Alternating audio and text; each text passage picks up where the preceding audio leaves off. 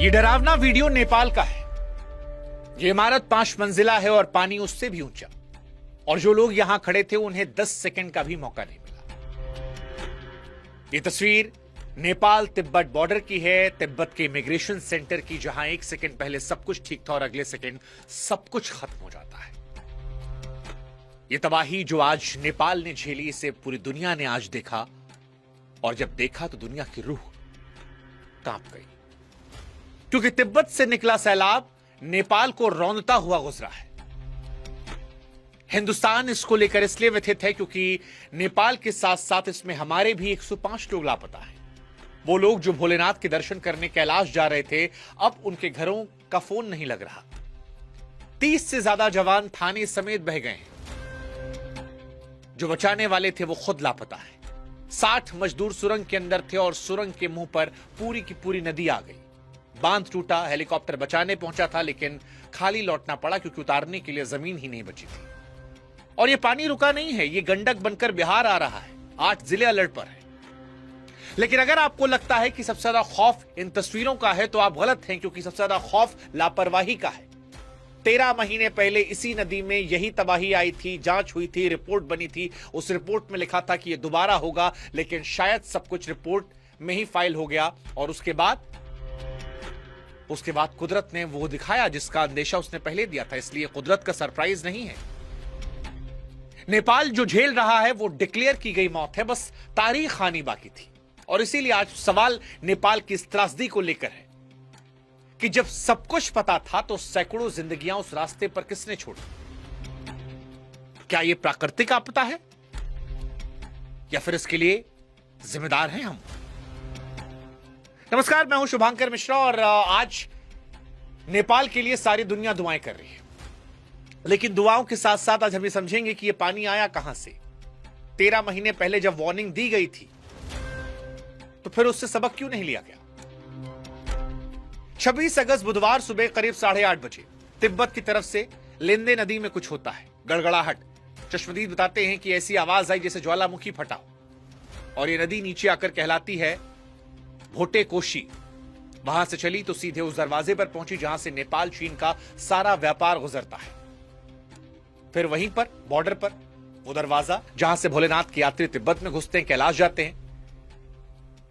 यानी उस सुबह मौत ने वो दरवाजा चुना जहां सबसे ज्यादा लोग खड़े थे, ट्रक वाले, मजदूर, पुलिस वाले और यात्री। इसके बाद 9 बजे रसू वागड़ी पहुंचता है ये सैलाब, और यहीं पर वो सीसीटीवी वाला सीन आता है। कस्टम, ट्रक, इमिग्रेशन सब बह जाता है। 9:15 बजे जिले के सबसे बड़े अफसर तक खबर पहुंचती है। तब तक पानी टिमुरे बाजार को निगल चुका है। और यहां पर एक बात नोट करने वाली, पूरी कहानी इसी पर है। उस दिन रसुआ में बारिश नहीं हो रही थी। खुद जिला अफसर ने कहा, यानी ये बादल पटने वाली बाढ़ नहीं थी, ये पानी कहीं और से आया था। पानी दौड़ता है, रास्ते में जो आता है, गांव, बाजार, सबको निगलता चला गया, बस्तियों को। जितनी तेजी से आया उतनी तेजी से गुजर गया, और पीछे कीचड़, मलबा, सन्नाटा सब छोड़कर चला गया। इस तबाही का अगर आप हिसाब लगाएंगे तो आप जानते हैं नेपाल में इस पानी ने क्या क्या निकला। सबसे पहले रक्षकों को निकला। बॉर्डर से लेकर नीचे घाटी तक 3 के 3 पुलिस पोस्ट बह गए। 32 जवान लापता हैं, यानी जिनकी ड्यूटी थी बचाना, उन्हें ढूंढा जा रहा है। दूसरा, सुरंग के 60 लोग। लंगटांग हाइड्रो प्रोजेक्ट, पहाड़ के पेट में अंधेरे में काम चल रहा था। बाहर क्या हो रहा था कोई अंदाजा नहीं। सुरंग के मुंह पर पूरी नदी आई, अंदर से कोई खबर नहीं, सब बर्बाद। तीसरा, हेलीपैड बह गया, हेलीकॉप्टर को लौटना पड़ा, सड़कें कटी हैं। फौज के जवान चट्टानों के सहारे बच्चों को निकाल रहे हैं। बांध, उनको नुकसान पहुंचा। 216 मेगावाट के अपर त्रिशूली प्रोजेक्ट का बांध टूटा तो पहाड़ जितने सैलाब में बांध का रुका पानी भी जुड़ गया, त्रिशूली बाजार में घुसा और सब बहा ले गया। 13 पावर प्रोजेक्ट सब ठप में, और इंसान 22 मौत की पुष्टि हुई है।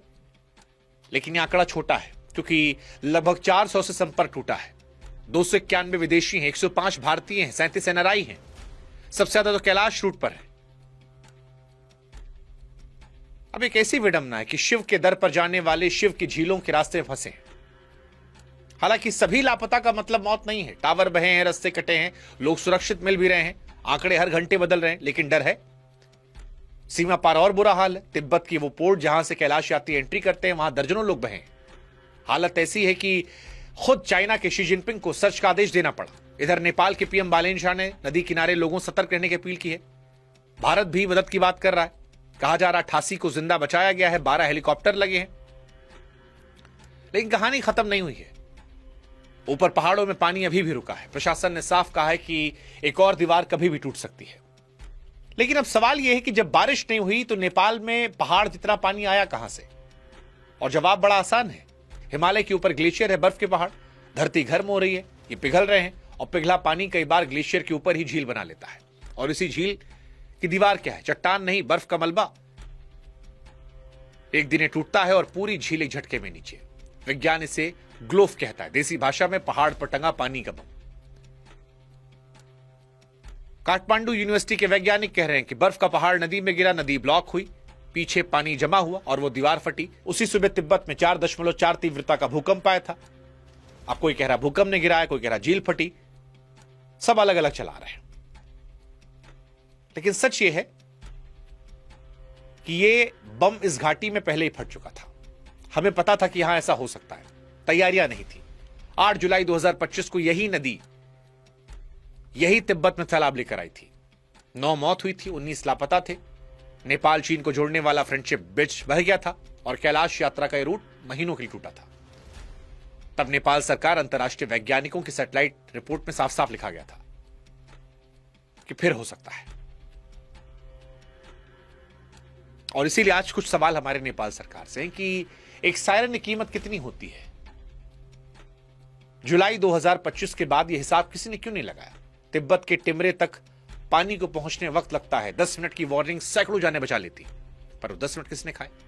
सवाल नंबर 2 चीन से भी है। झील तिब्बत में है, मॉनिटरिंग चीन के हाथ में है। जुलाई 2025 के बाद नेपाल के साथ रियल टाइम क्या डेटा शेयरिंग शुरू हुई थी? और अगर हुई थी तो फिर यह दिन क्यों देखना पड़ रहा है? ये सारे सवाल हैं। और मान लेते हैं कि हर झील मॉनिटर नहीं कर सकते, कम से कम घाटी में सायरन तो लग सकते थे। उस घाटी में जहां 13 महीने पहले तबाही आई थी। कई तस्वीरें ऐसी हैं जो डराने वाली हैं, जैसे जेसीबी ड्राइवर वाली रही। नहीं पता था, जैसे हमको नहीं पता, सब काम कर रहे थे। और सच यही कि जलजला पूछ कर नहीं आता, कोई अलर्ट नहीं, कोई सावधानी नहीं, कोई मैसेज नहीं, एक आवाज, सब खत्म। ये तस्वीरें परेशान करने वाली हैं। और इस तबाही ने इंसान के भगवान तक को नहीं छोड़ा। यह तबाही का पानी 100 किलोमीटर दौड़कर नारायण घाट तक पहुंचा, जहां भगवान बुद्ध की मूर्ति थी। उनके चरणों तक गया, शांति के प्रतीक तक। कैलाश के पैकेज बनाने वाली ट्रैवल एजेंसियां जो जानती थी इसी रूट पर तबाही आई है, क्या उन्हें यात्रियों को बताया था कि रूट कितना हाई रिस्क है? हाई रिस्क का कागज साइन करवाया था? नहीं। 13 महीने पहले जब हमने बताया, इसी पर ग्लॉफ आया था। तो भारत सरकार के लिए भी सवाल है, क्या कैलाश यात्रा के लिए कोई एडवाइजरी थी, कोई रिस्क असेसमेंट, जो इतने सारे नागरिक पहुंच गए? ये बम सिर्फ नेपाल के ऊपर नहीं टंगे। अभी चमोली में 2021 में 200 से अधिक मौत, सिक्किम में। ये जो बम हम जिनका जिक्र कर रहे हैं, जो डैम बहने की बात कर रहे हैं, ये हमारे यहां भी उत्तराखंड, हिमाचल, सिक्किम, सब जगह लटके हैं। सिक्किम के बाद हमारे यहां कितनी झीलों पर वार्निंग सिस्टम लगे, कितने प्रोमिसेस पूरे किए गए? ये सारे सवाल बड़े महत्वपूर्ण हैं। तो आसान शब्दों में अगर इस पूरी कहानी को समेटे तो 26 अगस्त की सुबह तिब्बत से आई पानी की दीवार ने नेपाल का रसुआ निगल लिया। 22 मौतें हुई हैं, सैकड़ों लापता हैं। कुदरत ने किया है, सच है, लेकिन यह अधूरा सच है। पूरा सच यह है, कुदरत ने 13 महीने पहले रिहर्सल किया था, वार्निंग दी थी, लिखित दी थी, लेकिन हम नहीं समझे। बाढ़ कुदरत भेजती है, लेकिन बिना वार्निंग के मौत वो सिस्टम भेजता है। बाकी आपका कोई अपना फंसा हुआ है तो भारतीय दूतावास काठमांडू के इमरजेंसी नंबर स्क्रीन पर हम आपको बता दे रहे हैं, +977 9851 316807। और भी कुछ नंबर है 9851 289 445। हिम्मत मत हारिए, लोग मिल रहे हैं, जो अपडेट होगी आप तक पहुंचाएंगे। लेकिन इन घटना को आप प्राकृतिक घटना मानते हैं या इंसान की लापरवाही का नतीजा, या दोनों?